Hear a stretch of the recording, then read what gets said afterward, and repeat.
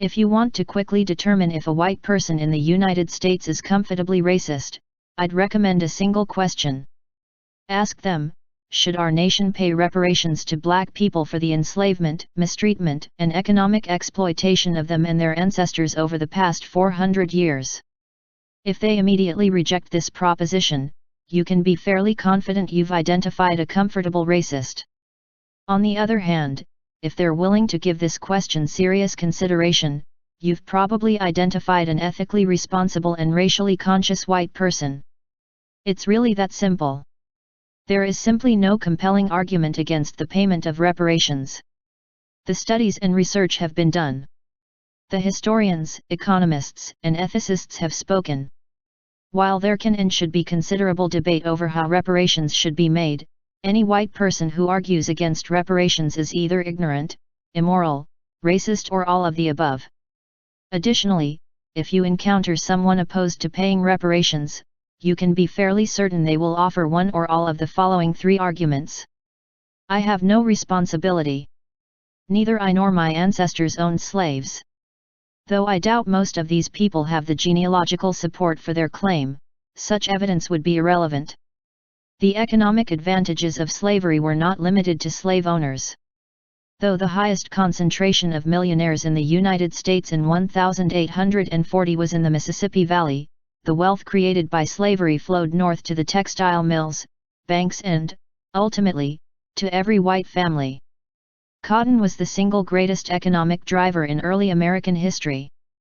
Without the millions of hours of slave labor provided by black people, the American economy would not have thrived.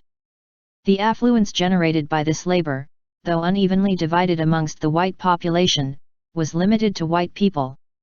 You didn't have to be a slave owner to benefit from the enslavement of black people. You only had to be white. Indeed, the recognition of this reality fueled the strong Southern support for defending slavery during the Civil War.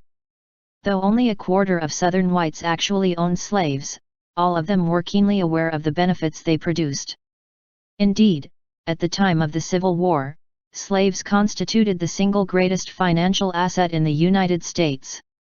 While it is certainly possible to argue that some white people benefited more from slavery than others, it is difficult to argue that even the poorest white person has received no benefit. And it is irrefutable that the chief producers of all of this immense wealth, black people, received absolutely no financial benefit from their labor. More damning, in 1865, when they were freed from legal bondage, they were paid no back wages. Most black people were left so destitute that they quickly became sharecroppers, which was often even more economically oppressive than slavery. For these reasons, the huge disparities in accumulated wealth and economic status between white people and black people today have their roots in this historic injustice. Those who argue against reparations because they or their ancestors didn't own slaves are like people who fill their homes with property they know was stolen from others. They may not be thieves, but they are hardly examples of responsibility and integrity. When forced to face this reality, they usually offer this argument. That was wrong, but it was long ago. I haven't directly benefited from racial injustice. Once we've established the incredible injustice of the past, we have two choices. If we're ethical white people, we take responsibility for the injustices of our ancestors. If we're immoral and racist, we throw our ancestors under the bus. We argue for our innocence and blamelessness. We pretend the oppression of black people ended in 1865. We ignore the evidence that most white people living today have directly benefited from racial injustice. As lucrative as slavery was, our ancestors weren't the greatest beneficiaries of the oppression of black people. The single greatest economic increase in American wealth was not in the 1800s. It happened in the years after World War II, between 1950 and 1970. Billions and billions of dollars of wealth were created.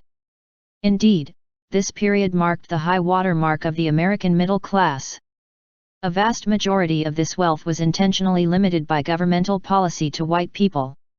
If you are white and bought a home or grew up in a home purchased between 1934 and 1977, you likely benefited from government programs that awarded millions of tax dollars solely to white people. If you inherited a home purchased during those years, you reaped the spoils of racial injustice. If your parents or grandparents went to college between 1944 to 1964, you likely benefited from government programs that excluded black people from millions of dollars in educational grants. If your parents or grandparents have received Social Security benefits, you have likely benefited from a program that initially excluded up to 65% of all black people. It is difficult to find a single government policy between 1877 when the Reconstruction ended and 1977 that didn't give preferential treatment to white people or exclude black people. Indeed, most white people today are recipients of one of the greatest governmental affirmative action programs in history. Between 1934 and 1977, billions of tax dollars were funneled exclusively or primarily to white people.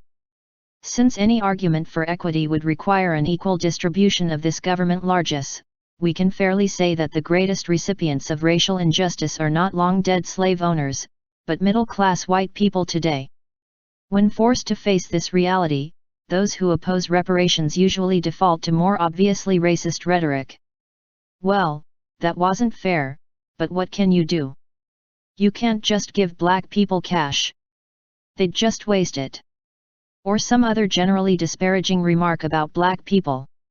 Once we've established the incredible injustice of the present, we have two choices. If we're ethical white people, we take responsibility for the injustices of our present system and seek to rectify them.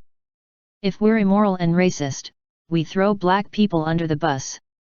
In arguing for their inadequacy and incompetency, we verify our ancestry. Like our forefathers, we justify the oppression of black people with the same paternal racist rhetoric. We miss the obvious. Once you've acknowledged the resources were stolen, what they do with any compensation is irrelevant. It's their money. How reparations are paid shouldn't be up to white people. I can't imagine any court in the land that would leave the terms of compensation up to the thieves. What we must do as a country is determine an appropriate amount of compensation for the damages done to generations of black people. That's going to be expensive. And it should be. The debt needs to be paid back with interest.